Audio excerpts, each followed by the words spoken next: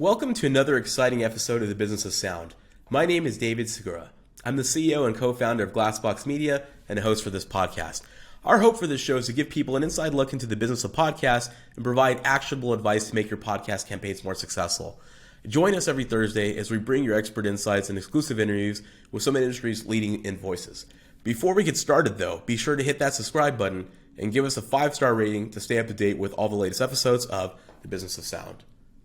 On this episode, my co-founder at Glassbox and our Chief Strategy Officer, Chris Whitman, is speaking with Maria Tullin, the SVP and Managing Director for Performance, Audio, and Podcast Strategy at Horizon Media. Maria brings with her a wealth of experience and knowledge, and we can't wait to hear insights on the podcasting industry directly from her. The conversation is going to cover a range of topics from the benefits of podcast advertising to brand safety concerns and even the evolution of measurement tools, which I promise is more exciting than it sounds. So without further ado, let's jump right into the show.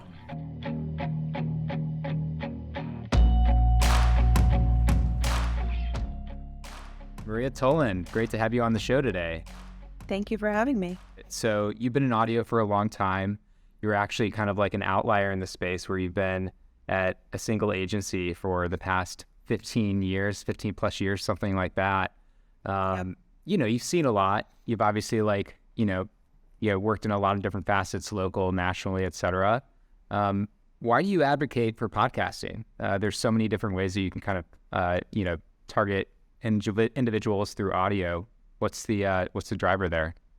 I think through my career of moving from local towards national and just digital facets in general, there's so much more you can do that's more exciting, just in terms of targeting and, different ways to tell a brand story.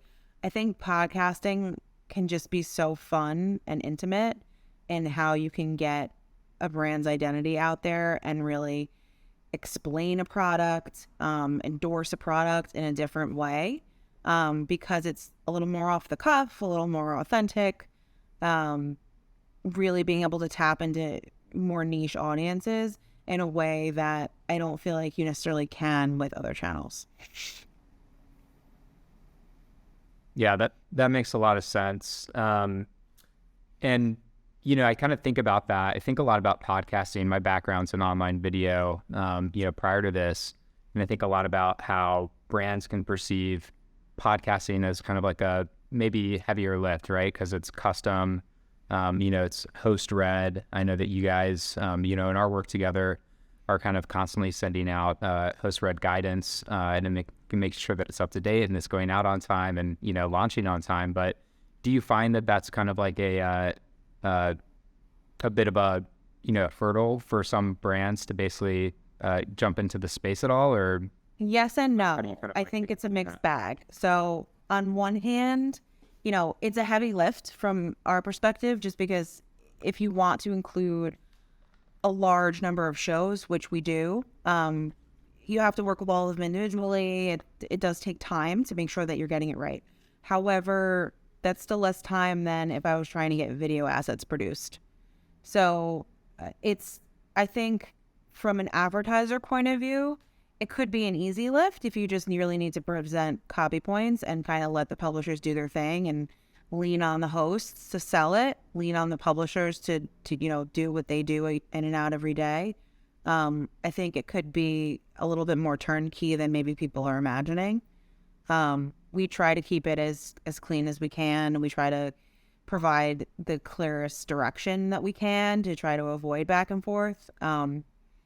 But I think it kind of goes a little bit, it could be as complicated as you want to make it, or as easy as you allow it to be. For sure.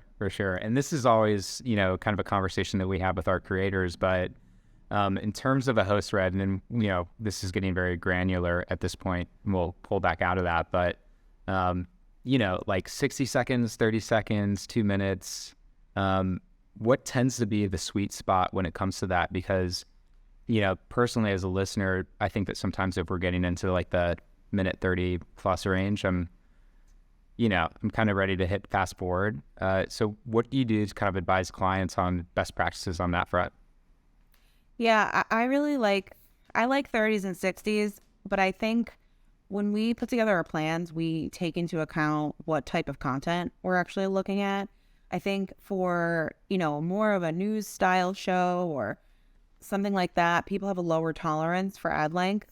Whereas if you're in content, in a mid-roll, in a talk show style show, people have a little bit of a longer attention span for listening to that host. So I think it really depends. If you're getting a host to speak very authentically and it feels like the normal content that they're producing, then I think you can get away with a longer spot. In other instances, we never want to be jarring to the listener. We never want to, take advantage of the space that they have. So I prefer 30s, but we like to really look at it on a case by case as to who the host is, what the show is about, what the brand is, and then make those decisions whether we're buying pre-roll, mid-roll, and what length makes sense. I don't feel like we're seeing a lot of really long form discussions as much as we were, because more and more content's moving to dynamic versus baked in. Right. Yeah. You bring up a good point just now too. Pre-roll versus mid-roll. We're getting a lot of plans now that seem to be relatively ambiguous. They're kind of like, and sometimes honestly, some brands like, a recent auto brand that we worked with, they insisted on a pre-roll. And I know that recent reports have come out that basically have suggested that pre-roll can be a stronger performer. What all are you seeing on your end? In terms of conversions, again, I really think it depends on what the show is, but we're buying everything. I think we like to be a little heavier in mid-roll, but I would say the last few plans I've worked on, we've still been around 25% pre-roll. A lot more of our inventory, we're shifting to be a little more open-minded about it. So if I can get a better, more advantageous CPM by doing like a pre-mid rotator, then I'll do it, because ultimately a lot of our clients are performance-based. So I'm looking at things like hack efficiency. So if giving someone flexibility by running between pre and mid gets me that better pricing, then I would want to take it. Well, I'm on LinkedIn a lot, obviously, and was recently on your page to see that 15 years, which is amazing. But I'm also noticing that you guys are hiring quite a bit over at Horizon. I try to give it a like every time just to give it a boost so people could see it. But, what's the secret sauce? I mean, I feel like you guys are just killing it right now. A lot of great brands that you have under the belt: Peloton, Geico, Capital One, etc. But what's moving the needle for you all? Don't give me too many of your secrets, but what's the playbook and why do you think you're winning right now? I think we're very fortunate in this marketplace to be able to be expanding our team a bit. We just recently hired a director and we have a couple assistant positions open right now. So if anybody's interested, please call me. But really, I think it has to do with the amount of new business we're driving. We're trying to really take some things in-house that have been scattered between agencies, building on equity that we already have with existing clients, getting clients that haven't been in podcasts but have been in other channels excited about it. We've been working really hard on that over the last, I would say, 3 years, planting a lot of seeds, and luckily a lot of those have grown. So we have some clients that started out with $200,000 budgets testing that have really expanded and made podcasting into a quarterly priority, and I'm really proud of that growth. But I think that's why, just from a timing perspective for us, I feel like that's why we're still able to be hiring and servicing those businesses that are spending more. What would you say is like the kind of like the gateway or the entry point for brands getting into podcasting? I mean, I think going back to kind of question number one, like you would assume that radio to streaming to podcasting, but there's also something to be said about podcasting being an influencer medium. We do know that just on our side, from the publisher perspective, some of the budgets are coming from audio teams, some of them are coming from influencer teams, others are coming from digital, like just straight up digital teams, others programmatic. Where are you seeing like the kind of the entry points for a lot of the more recent brands? I think measurement has really been driving. And, you know, I have a couple different answers to this question. So on one hand, from a starting point, we have certain brands that are saying, oh, you can finally do run of network. That's a little bit more brand safe. You can finally do run of network that has scale that can layer on some targeting that I'm looking for.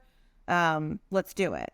But then we have other brands who are like, well, what do you actually think we should do? What is the best approach for podcasting? And we really feel that it makes sense from a test and learn perspective to do a lot of things. You know, you don't want to test a million things at the same time, but it makes sense to utilize a bunch of different tactics. So whether that's host-read ads to really lean into that influencer piece that you mentioned, or it's category verticals to make sure that you're reaching your audience and, you know, scaling up, or it's, you know, a targeted run of network or geo-targeted, depending on what your goals are. Making use of those different tactics in a measurable way is allowing us to figure out, like, well, this worked, this didn't work. Let's double down here. Let's remove here. Or tweak the recommendation. I think that ability to measure and provide attribution has allowed our clients to get more comfortable with all the different tactics we're recommending, and feel confident that our spending, you know, makes sense and that our strategy is evolving along with the different levers that we're pulling. Right. Yeah. And you bring up a good point, like, especially with measurement. There's been, you know, you kind of alluded to this earlier, but when we started Glassbox, I think it was like basically 2021, but it became very apparent very quickly that ad tech was kind of finally catching up to podcasting. So podcasting's been around for a long time, but we know that it's been a little bit difficult to, you know, measure meaningfully, like at scale, a lot of opportunities. And so I guess, like, there's a lot of different players out in the space. Spotify, for example, acquired Podsights and Chartable, which I think, you know, bummed a lot of the industry out. We've been using those as tools. And then even just at the audio summit that Veritonic put on, back in February, you know, we just heard from a lot of folks about how, you know, certain attribution platforms work for some brands and others for others. So there's no kind of, like, you know, one magic partner there. But I'd say, like, what are some of the, I guess, tools out there that right now that are exciting you? Where you kind of, like, cutting your teeth into, you know, when talking to clients, what's working? For measurement specifically, or across anything? I would say for measurement first, and then I do want to talk about across, like, other things too, like offline. So we have a preferred partnership with Arts AI. We've been working with them for, I want to say our partnership's been going back maybe 2 years at this point. We are ultimately agnostic. We work with other partners. We're happy to work with whoever our clients prefer. But our direct integration with them is kind of allowing for some exciting things in the pipeline. We're passing data directly. Our next analytics team is using that data to try to ultimately create their own models, which I think will lead us in a pretty exciting place when it comes to fractional attribution across channels. I think that's one of the issues right now with measurement, the measurement that we have off the shelf. It's great to be able to say, okay, this show drove this versus this show, this tactic versus this tactic. But it would be better to say podcasting is doing this, OTT is doing this.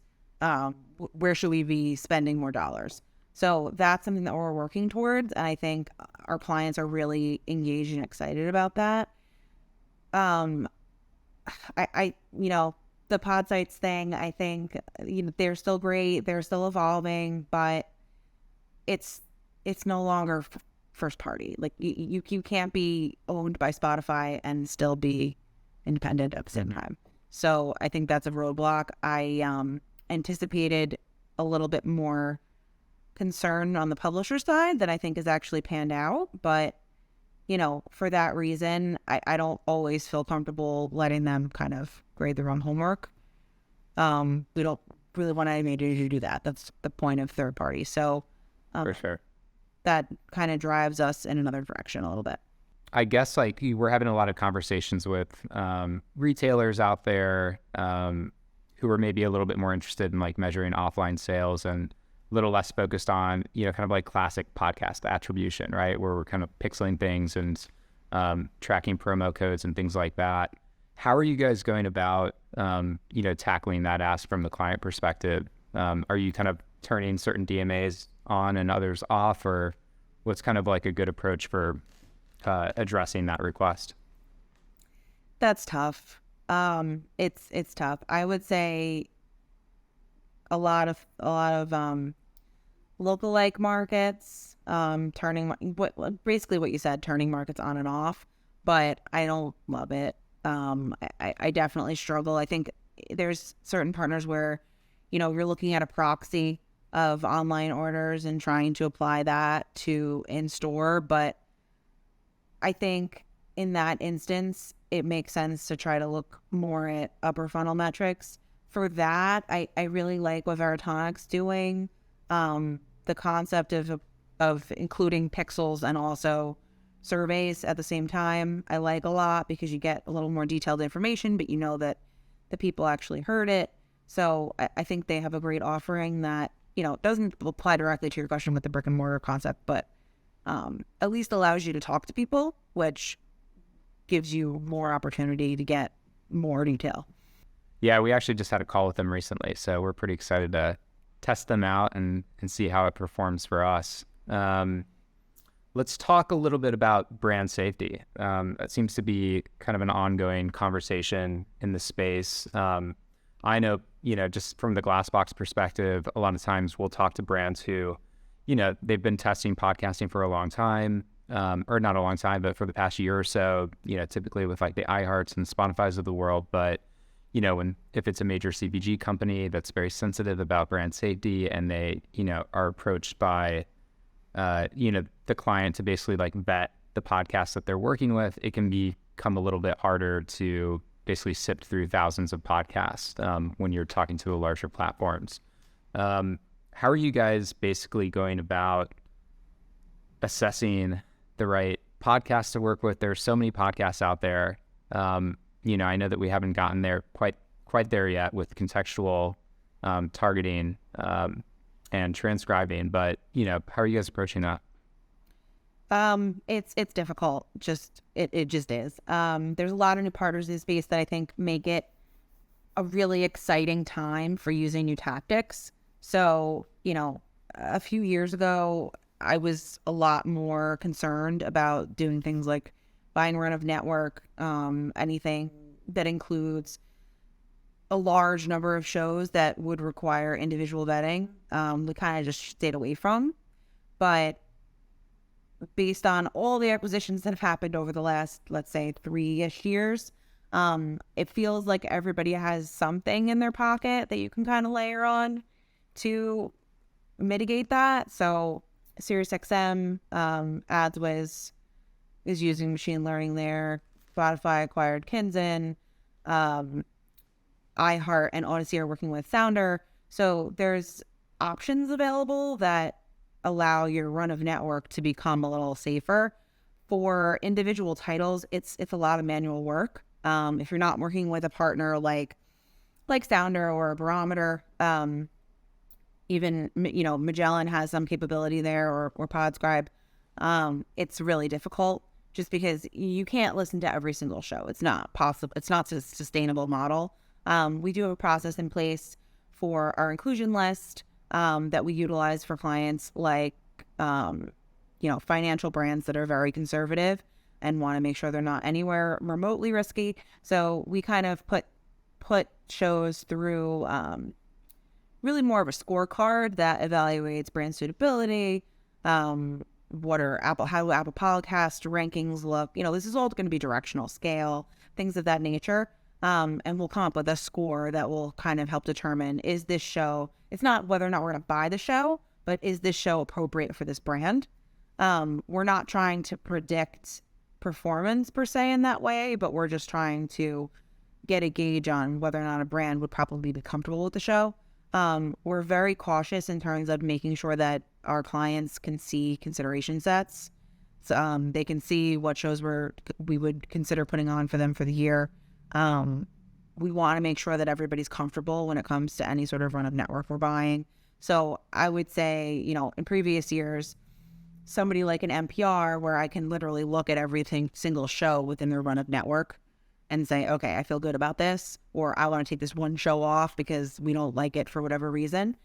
That's easy, right? But when you're talking about big networks, the advancement that's been happening with machine learning and, more and more partners existing that can do that work for us, it's going to be immensely helpful and really unlock opportunity for publishers to sell more inventory that I would actually consider buying with lower risk.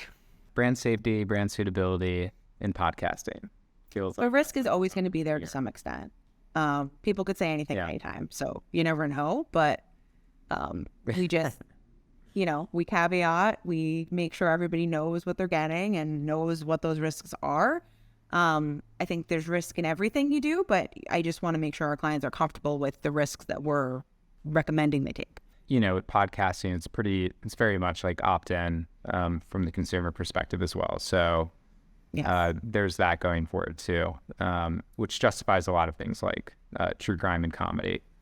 Speaking of podcasts, and amazingly awesome, publishers like NPR that do, massive reach on shows. And then, also just kind of like, your upstart true crime show that, started in Boise, Idaho, and, is doing pretty well, but isn't that big. Like, how are you guys looking at podcast size and reach? I know when you're dealing with a lot of big brand dollars, you need to ensure that you can kind of, not only drive performance, but also hit that kind of like that reach number that they're looking for. So how are you kind of, modeling your mix of podcasts that you work with?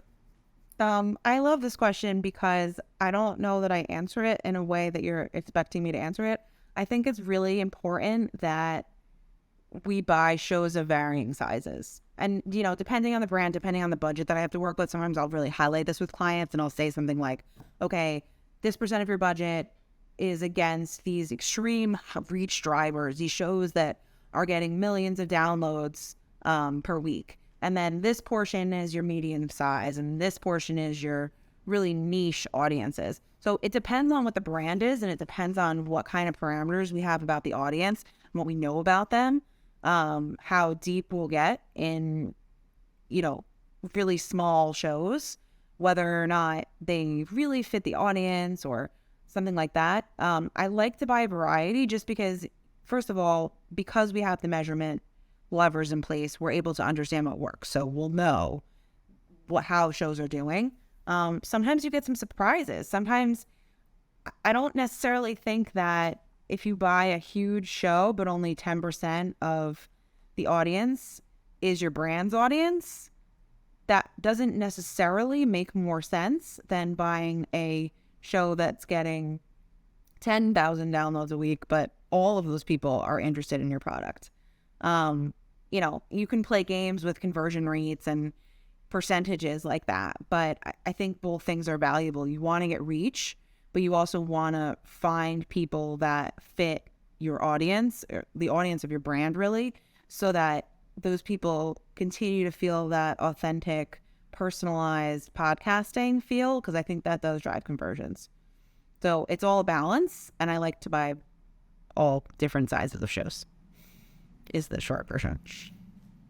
Yeah. No, I mean, that's honestly, like, I kind of expected that. And I think a lot about, just influencer marketing in general, right? When it first came out, or when it first was big in the early, I guess, like 2010s, somewhere around there, Instagram, you'd want to buy like the massive celebrity that was on there. But, over time, we kind of realized that, it could be like the more niche, smaller audience, but more engaged audiences that actually move the needle for the brand. So I think that makes a lot of sense. But at the end of the day, like, I'm still listening every single day. I listen to The Daily, I listen to, Pivot quite a bit as well. So, I think those high reach shows make sense too.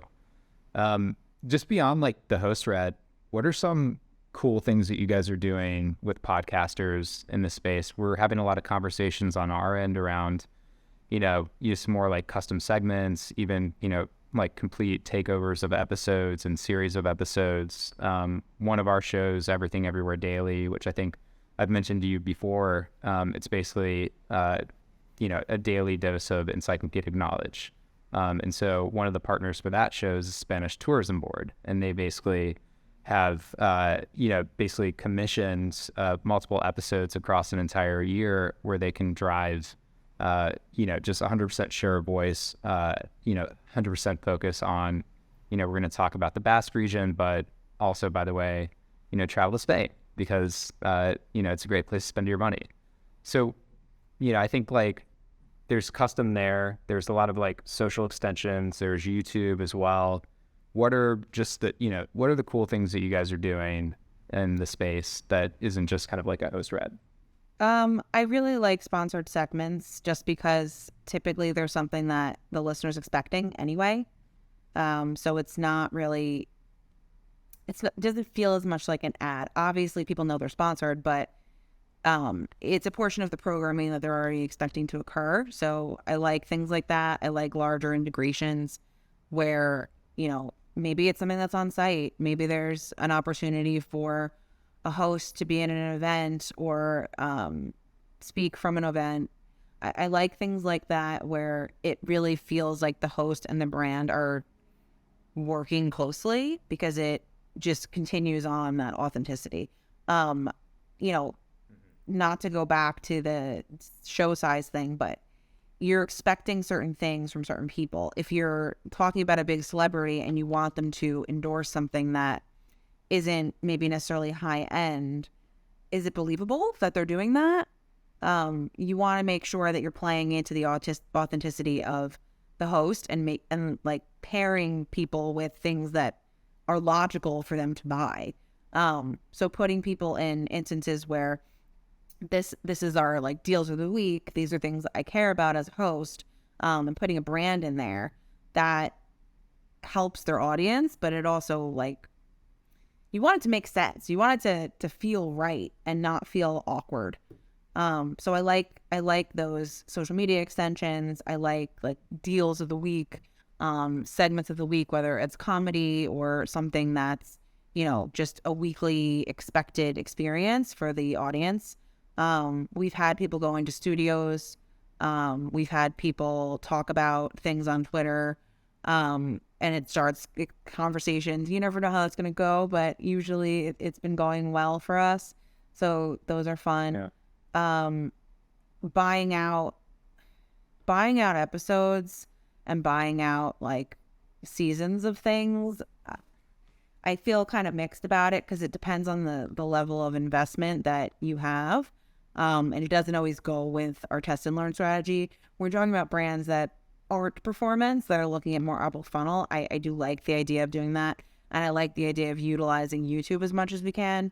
Anybody that has video assets, if there's an opportunity for unboxing things,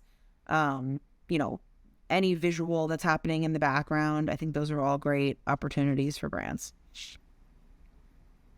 Yeah. Well, I imagine too, it's kind of, like you said the word test earlier, I would imagine that it's probably a lot for a brand to just kind of jump in head first with custom, segments. Yes. And, episodic buyouts. You probably want to test the audience a little bit first. So yeah, typically we build to that.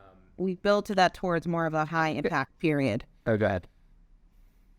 We'll build towards something that feels more integrated or segments like that as we get towards a high sales period. So we'll kind of try to learn over the course of the year, and then whenever that, maybe it's December, we'll focus on what did we learn, who was the best performer. Let's do something bigger with that person. Yeah, and then it makes me think too about frequency, because when I listen to a podcast, right, I might be out running, or I would imagine if I had a car, I'd be driving, or something where I couldn't actually take action. So how do you guys think about frequency capping when it comes to podcasts, advertisements? Because some of the more DR focused brands might be content with doing one spot per month in a single episode, which would imagine works based off their modeling. But, you know, for me as a listener, I'm always perplexed by that, because I'm just like, well, I didn't, you know, I heard it once, but you know, I'm kind of ADD. I would need to hear it multiple times in order to actually do something about it, because I just need that level of frequency. But how do you guys think about that, you know, in the context of podcast advertising? I think you need more frequency than that. Again, I'm not going to say I don't like baked in. Baked in's great in certain situations, certain shows. It makes sense, depending on the sponsorship. But I like dynamic host reads because you're able to focus your impressions within the time period that you actually are. Maybe you have a sales event, maybe, you know, something specific going on with the brand that you need people to know about in that time period. You want to be able to get that frequency that you're looking for. A lot of our brands are, you know, things that you need to consider for a while. It's not like a water bottle that you're just going to go buy quick. It's something that you need to really think deeply about before you're going to purchase. So while podcasting is going to give me that really great host read where the host is talking about it, you still might need to hear that more than once in order to pull the trigger on maybe a high price point item, or just an item that's going to impact your life a little bit more, and be a little bit more of a commitment. I think the frequency is necessary there. Otherwise, you're not going to get the conversions. So being just in one episode in a month, you're only going to hit people one time. And I don't think that's a sustainable way to drive action. Well, that makes a lot of sense. And I'm guessing for any podcast creators out there, they probably are thrilled to hear that answer, especially if that becomes more of the trend. So you heard it from Maria Tullin. Anyway, Maria, thank you so much for coming on and chatting with us. I think that wraps our show.